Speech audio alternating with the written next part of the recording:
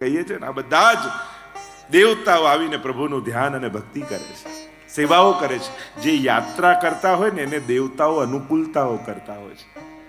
એની ભગવત સ્મરણ કરી ભક્તિની પ્રાપ્તિ માટે દેવતાઓ ચાતુર્માસમાં વ્રજમાં નિવાસ કરે છે. અને ભક્તોને ભગવત સ્મરણ કરવાથી આપણી ભીતર ભક્તિનો ઉદય થાય છે. અને એટલે જ આપણે ત્યાં એક વિવેક છે કે સામેથી કોઈ વૈષ્ણવ નીકળે ત્યારે એમને મોં ફેરવીને ન જવાય, જય શ્રી કૃષ્ણ જરૂર કરવું. ભગવત સ્મરણ ભલે ગમે તેટલા એની જોડે સંબંધો બગડેલા હોય, પણ વૈષ્ણવ છે તો ભગવત સ્મરણ કર્યા વગર ક્રોસ નહીં કરવું. આપણે એક ભક્તિનો અપરાધ છે કે કોઈ ભક્ત મળ્યો ને તમે પ્રભુનું સ્મરણ ન કર્યું.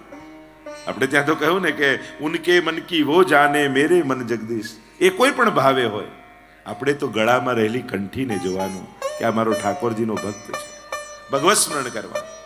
અહીંયા કહ્યું કે આ કથા એવી છે કે સ્વયં નારદજીને સનત કુમારોએ કથા શ્રવણની વિધિ બતાવી હતી. પહેલા આવા 7 દિવસની કથાની વિધિ નહોતી, કથા અવિરત ચાલતી. પણ આ કથા શ્રવણની વિધિ 7 દિવસની સનત કુમારોએ નારદજીને સંભળાવી. તો કહ્યું કે આ બંને તો સતત પરિભ્રમણ કરતા રહે છે, તો એ લોકોનો મેળાપ થયો ક્યાં? અને ત્યારે વર્ણન કરતા બોલ્યા, સુતજી, એકદા હિ વિશાલાયા ચત્વાર ઋષયો મલા સત્સંગાર્થ સમાયાતા દદ્રશુસ્તત્ર નારદમ. સત્સંગ માટે ભેગા થયા સનતકુમારો. આ બંને બ્રહ્માજીના માનસ પુત્રો છે. આ સનતકુમારો સનક, સનંદન, સનત, સનતકુમાર, આ 4 છે. કુમાર અવસ્થામાં જ રહે છે. નારદજી પણ પરમહંસ છે, ભગવદ અવતાર છે, સતત પરિભ્રમણ કરતા હોય છે ભગવદ નામ લેતા લેતા. સનતકુમારો સત્સંગ માટે એકત્રિત થયા ને એટલામાં નારદજીને જતા જોયા, ચિંતાતુર જોયા. શંકા થઈ કે અરે, સંતના ચહેરા ઉપર તો ચિંતન હોય, ચિંતા કેમ નારદજી? પૂછ્યું, નારદજી ક્યાંથી આવી રહ્યા છો ને ક્યાં જઈ રહ્યા છો? હવે ચિંતાતુર કેમ છો? ત્યારે કહ્યું, અહમ તો પૃથ્વીમ જ્ઞાત્વા સર્વોત્તમામિતિ પુષ્કરમ ચ પ્રયાગમ ચ કાશીમ ગોદાવરીમ તથા. હું પૃથ્વીને સર્વોત્તમ જાણી અને યાત્રા કરવા માટે આવ્યો. બધા તીર્થોના નામ લીધા, બધે જ ગયો, પણ ક્યાંય મને શાંતિ ન મળી. જો આ ભારત વર્ષ એટલું ભાગ્યશાળી છે, કેટલા તીર્થો અહીંયા બિરાજે છે. બધે જ ગયા પણ કલિયુગનો પ્રભાવ નારદજીએ જોયો. તીર્થોમાં પણ તીર્થત્વ ન દેખાયું. ત્યારે ચિંતા થઈ. જો ધર્મની ગ્લાનિ થાય, કેમ થાય? ભગવાન કહે ને કે યદા યદા હિ ધર્મસ્ય ગ્લાનિર્ભવતિ ભારત. જ્યારે ધર્મની ગ્લાનિ થાય ત્યારે હું આવું છું. તો ધર્મની ગ્લાનિ થાય છે કેમ? ક્યારે પણ પાપીઓ, નાસ્તિકો, અધર્મીઓ ધર્મની ગ્લાનિ કરી શકતા નથી. પણ ધાર્મિક વ્યક્તિના મનમાંથી ભગવાન પ્રત્યે શ્રદ્ધા ડગવા લાગે ને ત્યારે ધર્મની ગ્લાનિ થાય છે. આસ્તિકોને, શ્રદ્ધાવાનની શ્રદ્ધા શાસ્ત્રો પરથી ઉઠવા લાગે ને ત્યારે ધર્મની ગ્લાનિ થાય છે. કારણ કે આ કલિયુગનો પ્રભાવ એવો છે ને, કલિયુગની ચાલાકી એવી છે કે કલિયુગમાં ચારે બાજુ તમને એવું બતાવશે. કલિયુગ હશે, હોતું નથી, પણ એવું બતાવ જે પાપ કરે છે, છલ કપટ કરે છે અને બધા ખોટા કામ, એ બધા સુખી છે, અને સાચું ને સારું કરે બધા દુખી. ખરેખર એવું હોતું નથી. સુખ દુઃખ બધાને સરખા હોય છે. પણ આ કલિયુગની માર્કેટિંગ સ્ટ્રેટેજી છે. આ કલિયુગ છે ને આ રીતે પોતાનું માર્કેટિંગ કરે છે, પ્રચાર કરે છે. શું કરે? તમને એવું બતાવે કે જે ખોટા કામ કરે બધા સુખી થાય, અને સારું કરે, સાચું કરે બધા દુખી જ. આમ કરીને તમારા હાથેથી પુણ્યો છોડાવી દે અને પાપમાં તમારું આકર્ષણ પેદા કરે. પાપ પ્રત્યે તમારું સહજ આકર્ષણ પેદા કરી પુણ્યો મુકાવી અને પાપમાં તમને પ્રવૃત્ત કરાવે કે ખોટું અને પાપ કર્યા વગર તો મજા કરી જ નહીં શકાય જીવનમાં. એવા પ્રકારની ધારણા અને માહોલ ઉભો કરે અને ભલાઈમાં ખેંચાઈ જાય. દરેકને એમ થાય કે ના, આ જ સાચું છે. આ કલિયુગની ચાલાકી છે. એટલે કે કલિયુગની ચતુરાઈથી બચજો. શાસ્ત્રોના વચન પર શ્રદ્ધા રાખજો. ભગવાન અને ગુરુના વચનના આધારે જીવજો. બહારના માહોલથી પ્રભાવિત થયા ને તો ક્યારે તણાઈ જશો ને ખબર નહીં પડે. તમને પોતાને મનથી ઘણી વાર ઘણા લોકો સહજ રોજ હવેલી આવતા સત્સંગ કરતા એમને પણ ભલે સારું કરતા હોય પણ મનમાં તો એમ જ હોય કે આ ખોટું કર્યા વગર તો નહીં જ મજા આવે, પાપ કર્યા વગર તો મજા જ નહીં આવે, સારું કરનારા તો દુઃખી જ. એવું ઘણાના મનમાં હજી છે કે સાચું ને સારું કરનારા દુઃખી જ થાય. એવું નથી હોતું. આ ચાલક બધાને સુખ દુઃખ તમે કોઈના પણ ત્યાં જે બધાના સરખા જ છે.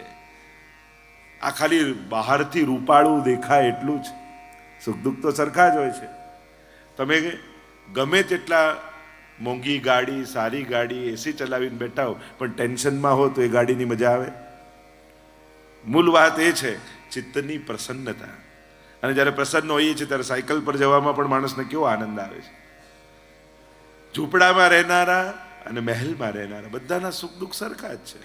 એકને કરોડ મળે તો મજા આવે, એટલી જ મજા પેલાને 100 રૂપિયા મળી જાય તો એને આવી જાય છે. એના સંજોગો જેવા છે, એને ક્યારે એટલા જોયા જ નથી એટલે એનો આનંદ એટલામાં જ છે. એટલે માત્રાનો ફરક હોય છે, સુખ દુઃખ તો બધાના સરખા હોય છે. અને એમ પણ તમે જુઓ, સારામાં સારી ગામની જે સૌથી હાઈફાઈ સોસાયટી હોય એમાં જેટલા ડિપ્રેશનના રોગી હોય એવી ગામની સૌથી મોટી ઝૂંપડપટ્ટી હોય એમાં એકે નહીં મળે ડિપ્રેશનમાં. કેટલા સંઘર્ષમાં રહેતો હોય, કાંઈ જ નો અભાવ હોય પણ તમને ઝૂંપડપટ્ટીમાં કોઈ ડિપ્રેશન વાળો નહીં મળે. પણ જુદું ઘર, જુદો રૂમ, જુદો ઓરડો, આ એકલો જ્યારથી માણસ રહેવા લાગ્યો ને ત્યારથી આ બધું વધ્યું છે. બાળકોના પણ રૂમ જ્યારે એકલા રહેવાના જુદા થાય ને ત્યારે જ ચિંતા થાય કે આ ડિપ્રેશનમાં ક્યાંક ના જાય. કારણ કે પોતાના વિચારોને હેન્ડલ કરવાને એ ઘણીવાર ઘણી ઉંમરમાં માણસના હાથમાં નથી હોતું, એ હેન્ડલ નથી કરી શકતો. અને જો એક વાર નેગેટિવ તરફ જતો રહ્યો તો પછી એમાં એટલે જ જરૂરી છે યુવા અવસ્થામાં, ટીન એજમાં એ લોકો ધર્મ સાથે, સારા વિચારો, સારી પ્રવૃત્તિ સાથે એ લોકો જોડાયેલા રહે. અહીંયા જ્યારે જોયું કે ચારે તરફ ક્યાંય તીર્થોમાં શાંતિ ન દેખાય, કલિયુગનો પ્રભાવ દેખાયો અને પ્રભાવ જોતા નારદજી કહેવા લાગ્યા, સત્યમ નાસ્તિ તપ શૌચમ દયા દાનમ ન વિદ્યતે ઉદરમ ભરીણો જીવા વરાકા કૂટ ભાષિણ. સત્યનો નાશ થયો, દયા દાન જતા રહ્યા, મનની પવિત્રતા જતી રહી છે. સ્વચ્છતા ઉપર બધા જ ભાર આપે પણ પવિત્રતાનું શું? જો એક પાત્રમાં ગંદુ જલ પડ્યું હોય, કોઈ પશુ આવશે તો એ ગાળવાની ચિંતા નહીં કરે, એ પી જશે.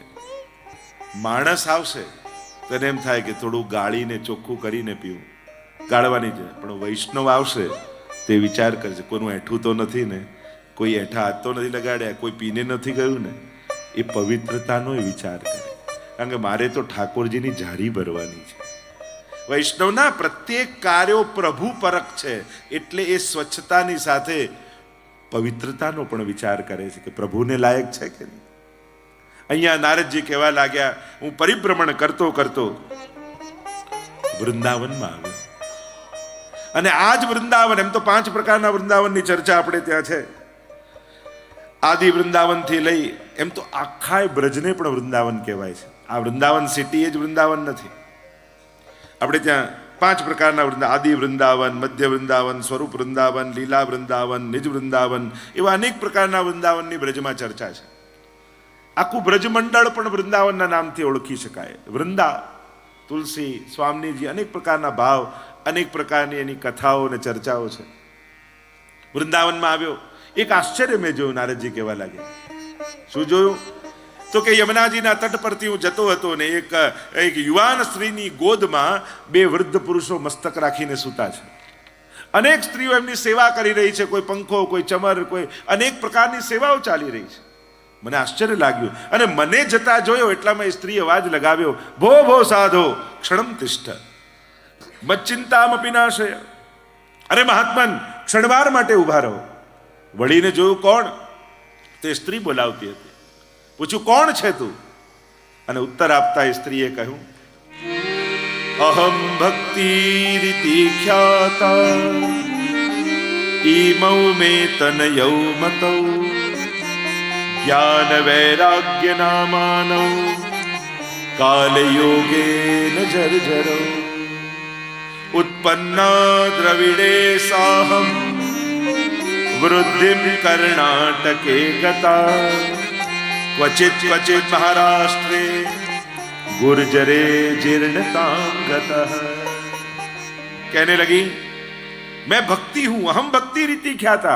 यमुनाजीना तट ઉપર ભક્તિ મહારાણીના સાક્ષાત દર્શન નારદજીને થયા. હું ભક્તિ છું, દ્રવિડ દેશમાં ઉત્પન્ન થઈ છું, કર્ણાટકમાં વૃદ્ધિ પામી, મહારાષ્ટ્રમાં પૂજાઈ, પણ ગુજરાતમાં આવીને ગરડી થઈ ગઈ.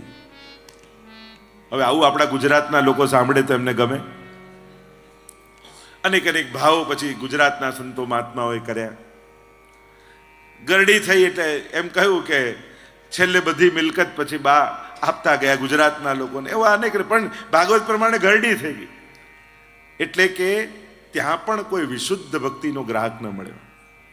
પણ કહેવા લાગ્યા હું જ્યારે વૃંદાવનમાં આવી, અને આ વૃંદાવનની ભૂમિ આપણે બધા જ અનુભવ કરી રહ્યા છીએ ને. અહીંયા નથી લાગતું કે વ્રજમાં આવ્યા પછી ભક્તિ મહારાણી આપણા હૃદયમાં યુવાન થઈ ગયા હોય? આપણે બધા જ કેવા ઉત્સાહમાં, જે ક્યારે તમારા ઘરમાં આટલા વહેલા ઉઠીને ઠાકોરજીને વંદન કરતા નહીં, એ પણ કેવા ડાયા ડમરા થઈ સ્નાન કરી, લાવો એક માળા હું ફેરવી લઉં, ઘણા તો એમ કે લાવ હું દંડવત કરી આવું. કેવો ભાવ જાગી જાય વ્રજની ભૂમિમાં આવો ત્યારે. આપણા બધાનો અનુભવ, આ અનુભવની ભૂમિ છે, આ વાતોની ભૂમિ નથી. જ્ઞાન ભૂમિ હોય ત્યાં તત્વ ચિંતન થાય, જુદા જુદા જુદા જુદા અર્થો શાસ્ત્રોના થાય. અહીંયા ચિંતન નથી, અહીંયા તો અનુભવ છે. હે મારું વનરાવન છે રૂડું કે વૈકુંઠ નહીં રે આવું. હે મારો વનરાવન છે રૂડું કે વૈકુંઠ નહીં રે. વૃંદાવનની ભૂમિમાં ભક્તિ મહારાજની સાથે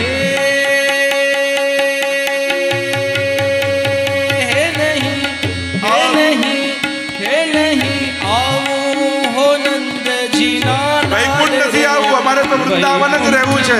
જ્યાં છો ત્યાં વનરાવન છે રૂડું વૈકુંઠ આવું. હે મારું વનરાવન છે રૂડું કે વૈકુંઠ નહીં રે આવું. હાલો भक्ति महारानी के साथ अपने हृदय में रही भक्ति को जागृत कीजिए. અને જે સ્થાને છો ત્યાં થોડી વાર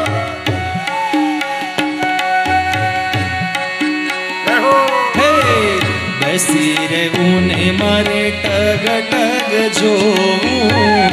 બેસી રહેવું ને મારે tug tug tug tug tug tug જોવું. બેસી રહેવું ને મારે ટગ ટગ જોવું.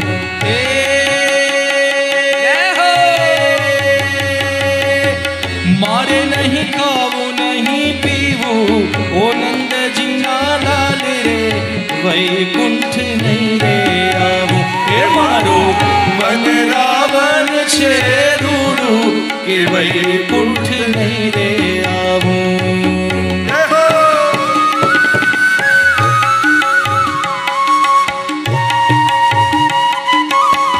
ये आनंद की भूमि है. भक्ति महारानी नृत्य कर रही है आप सबके हृदय में.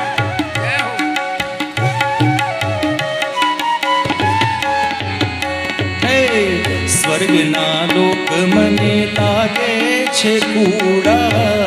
સ્વર્ગના લોક મને લાગે છે કૂડા. હે વ્રજના લોક લાગે રૂડા, ઓ નંદજીના લાલ રે વૈકુંઠ નહીં રે આવું. હે મારું વનરાવન છે રૂડું કે વૈકુંઠ નહીં રે આવું. હે મારો વનરાવન છે રૂડું કે વૈકુંઠ નહીં રે આવું.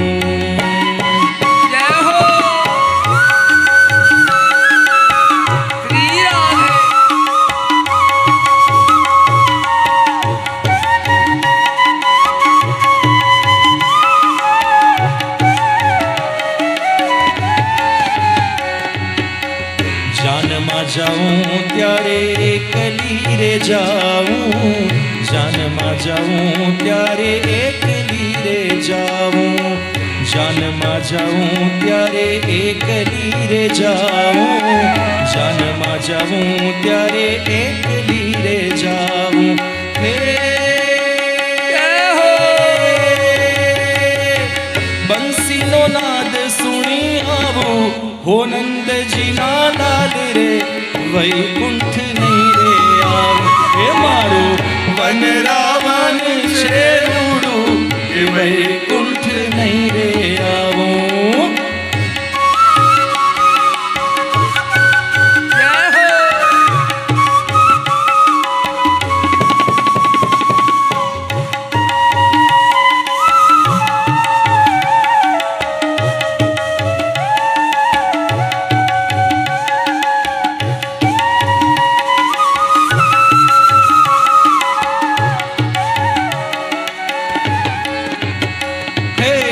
સ્વર્ગના લોક મને લાગે છે કુડા, વન રાતે વનમાં આવજો રે ગોરી, વન રાતે વનમાં આવજો રે ગોરી, વન રાતે વનમાં આવજો રે ગોરી, વન રાતે વનમાં આવજો રે ગોરી. હે તમે રમજો ને વેણું હું વગાડું રે, દાંડિયાના તાલ રે વૈકુંઠ નહીં રે આવે. હે મારું વનરાવન છે રૂડું, કે વૈકુંઠ નહીં રે આવું.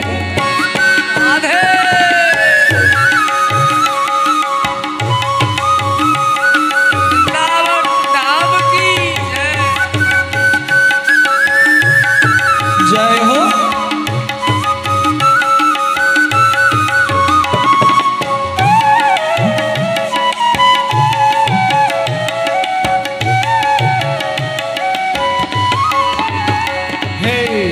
યમુનાનો આરો ને ગોકુળિયું ગામ રે, યમુનાનો આરો ને ગોકુળિયું ગામ રે, યમુનાનો આરો ને ગોકુળિયું ગામ રે, યમુનાનો આરો ને ગોકુળિયું ગામ રે.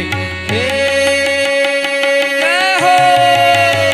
મને વ્રજ લાગે છે ઘણું વાલું, ઓ નંદજીના લાલ રે વૈકુંઠ નહીં રે આવું. હે મારું વનરાવન છે રૂડું, કે વૈકુંઠ નહીં રે આવું.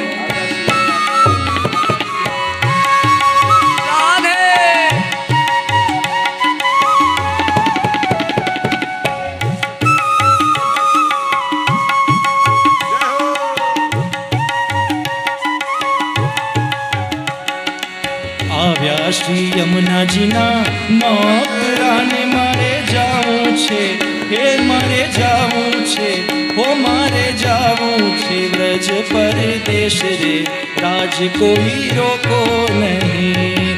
આવ્યા શ્રી યમુનાજીના નોકરાને મારે જાવું છે, હે મારે જાવું છે વ્રજ પરદેશ રે, રાજ કોઈ રોકો નહીં.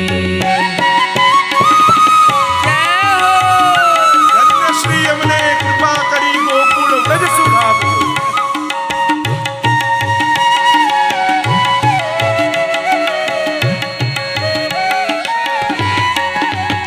હે વ્રજ ભૂમિ છે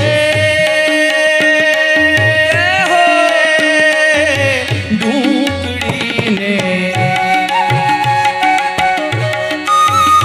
હે વ્રજ ભૂમિ છે ઢૂંકડીને કાંઈ છેટા, હે કાંઈ છેટા શ્રી ઠકુરાણી ઘાટ રે, રાજ કોઈ રોકો નહીં.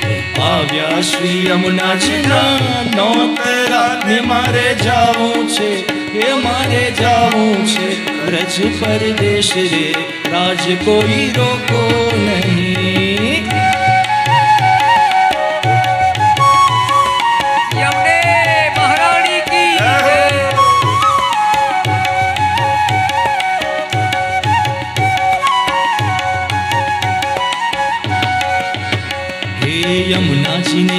કાંઠે ઊભી નાવડીને, હે યમુનાજીને કાંઠે ઊભી નાવડીને મારો વાલો, એ મારો વાલો જુએ છે વાટ રે, રાજ કોઈ રોકો નહીં. આવ્યા શ્રી યમુનાજીના નોતરા ને મારે જાવું છે, એ મારે જાવું છે બ્રજ પરદેશ રે, રાજ કોઈ રોકો નહીં. જય હો.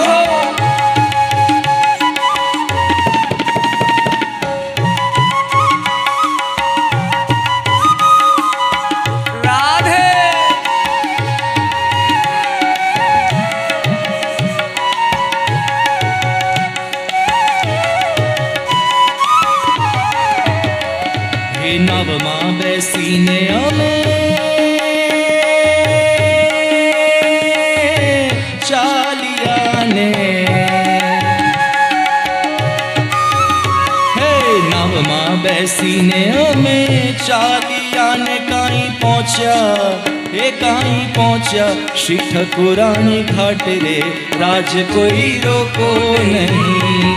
આવ્યા શ્રી યમુનાજીના નોતરાને મારે જાવું છે, એ મારે જાવું છે વ્રજ પરદેશ રે, રાજ કોઈ રોકો નહીં. ગંગા નાયા ને નાયા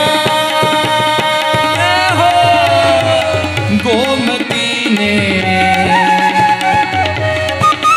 હે ગંગા નાયા ને નાયા ગોમતીને મારે કરવા, હે મારે કરવા શ્રી યમુનાના પાન રે, રાજ કોઈ રોકો નહીં. આવ્યા શ્રી યમુનાજીના નોતરાને મારે જાવું છે, એ મારે જાવું છે રજ પરદેશ રે, રાજ કોઈ રોકો નહીં. હે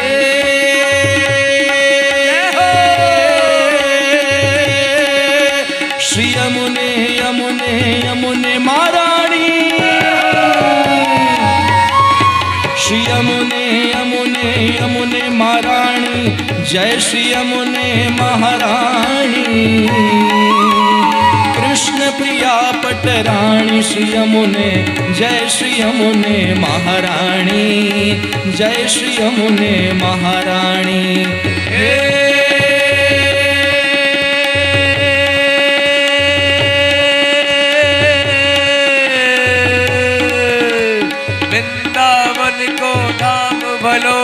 वृंदावन को वास भलो, जहाँ पास बहे यमुना पटरानी.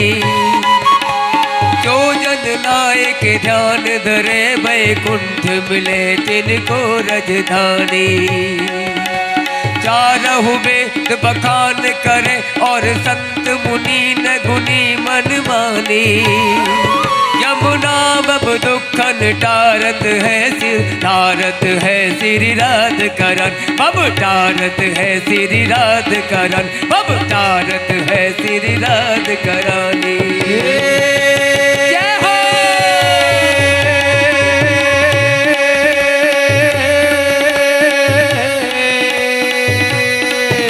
हे चतुर्थ प्रिया पटराणी श्री यमुना जी,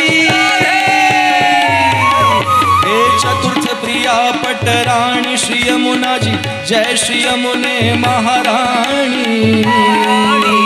जय जय जय जय जय जय जय जय जय श्री यमुने महाराणी, जय श्री यमुने महाराणी, जय श्री यमुने महाराणी.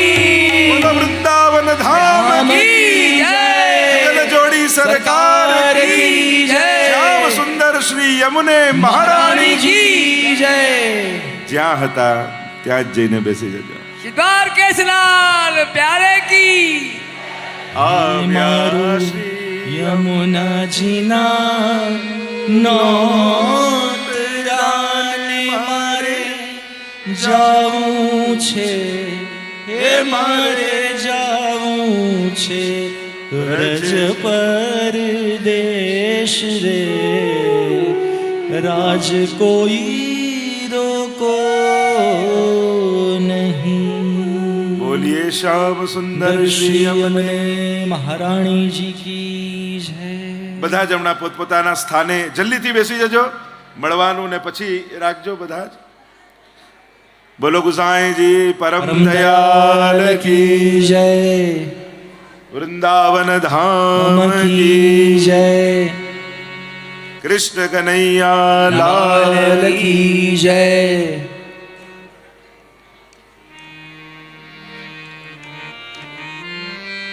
શ્રી ગોવર્ધન નાથ કી જય. ભાગવત ભગવાન ભગવાન કી જય.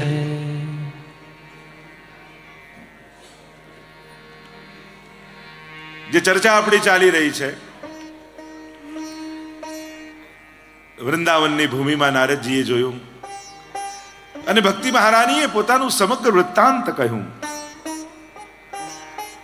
વૃંદાવનના સ્પર્શથી હું યુવાન થઈ, પણ દુઃખ એ વાતનું છે કે મારા બંને પુત્રો જ્ઞાન અને વૈરાગ્ય વૃદ્ધ થઈ ગયા. આ તો દુનિયા કરતા ઊંધું થયું કે દુનિયામાં બાળકો યુવાન હોય ને માં વૃદ્ધ હોય. અહીંયા તો ઉલટું, હું યુવાન અને બંને બાળકો વૃદ્ધ. એટલે કે અહીંયા રાધે રાધે કરનારા તો ઘણા મળ્યા, પણ જ્ઞાન અને વૈરાગ્યનો ગ્રાહક કોઈ ન મળ્યો.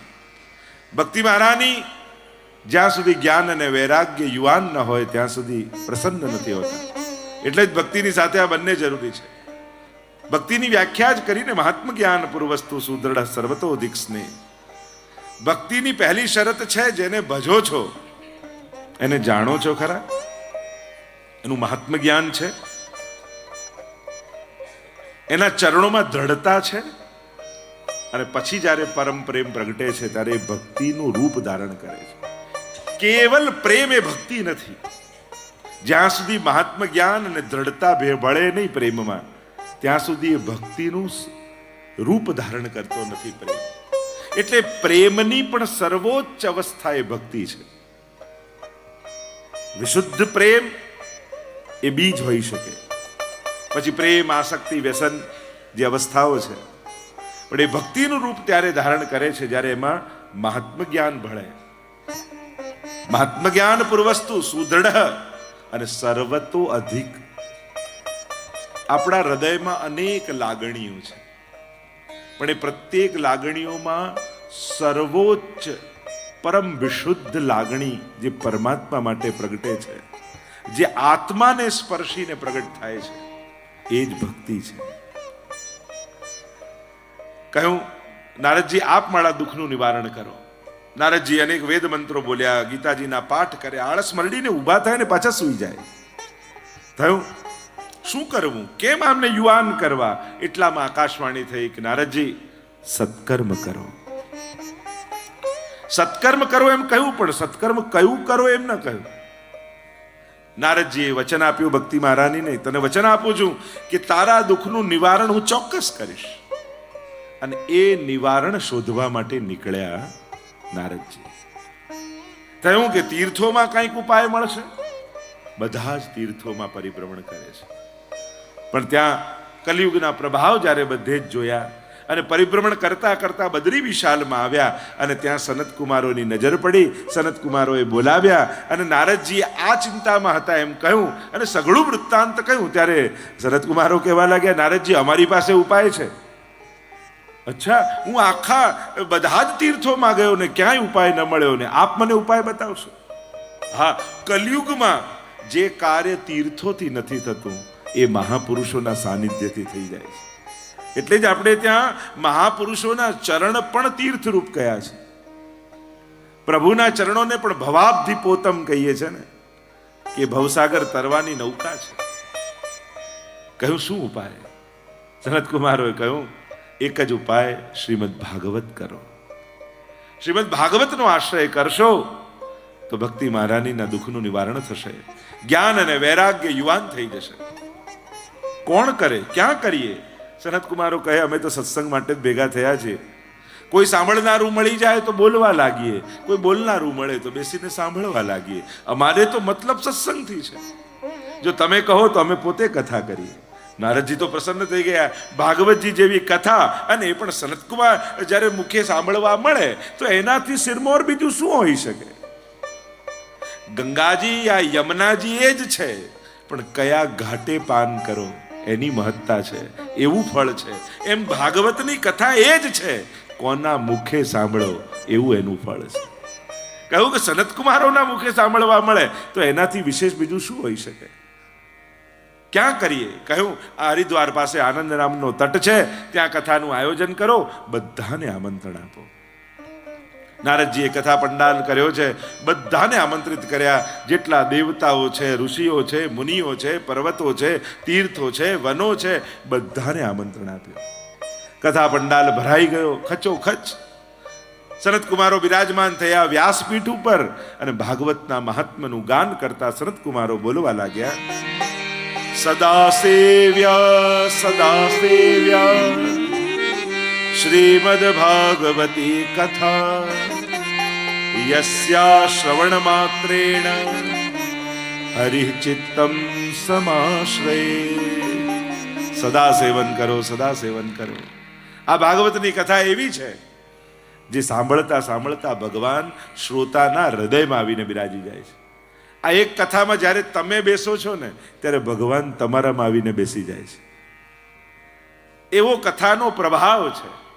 કલ્પ વૃક્ષની નીચે બેઠા પછી માંગવું નથી પડતું, જે વિચારો એ બધું જ પૂરું થાય. આ ભાગવતને પણ નિગમ કલ્પ તરોર ગલિતમ ફલમ, આને પણ કલ્પ વૃક્ષ કયો છે. આને શ્રવણ કરવા માત્રથી જીવની સઘળી મનોકામનાઓ સહજમાં પૂર્ણ થઈ જાય છે. 3 પ્રકારના શ્રોતાઓ ભાગવતમાં આવે. જેમ કહ્યું ને, આ તો રસસાગર છે. સમુદ્રના કિનારે 3 પ્રકારના લોકો હોય. એક જે કિનારે પડેલી રેતીને લેવા આવ્યા હોય, બીજા જે કિનારે પડેલા છીપલાઓને વીણવા આવ્યા હોય, અને ત્રીજા કિનારે ન ઉભા રહે, અંદર ગોથું લગાવે અને અંદર રહેલા રત્નોને લઈને પાછા જાય. એમ ભાગવતના શ્રોતાઓ પણ 3 પ્રકારના કયા? આદિ ભૌતિક, આધ્યાત્મિક અને આદિ દૈવિક. જે કેવલ વ્યવહાર માટે આવ્યા. આણે કથા રખાઈ નહીં જઈએ તો ખોટું લાગશે, એને ભગવાનને ખોટું લાગે એની ચિંતા ના હોય, પણ રખાવનારની ચિંતા હોય. પણ છતાંય સૌભાગ્યશાળી છે. ભાગવત માટે આવવાનું તો થયું, ભાગવત માટે બેસવાનું તો થયું. એ પણ બહુ મોટી વાત છે.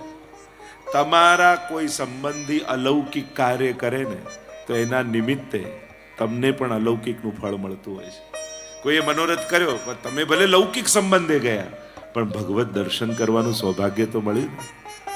અને એટલા માટે આપણા સંબંધીઓ ને આપણું ફ્રેન્ડ સર્કલ પણ વૈષ્ણવ હોય ને તો આપણું અલૌકિક પણ સુધરી જાય. અને એટલા માટે એવા ફ્રેન્ડ સર્કલની વચ્ચે રહેવું જે લૌકિકમાં તો સાથ આપે, પણ અલૌકિકમાં પણ એ લોકો આસક્ત હોય.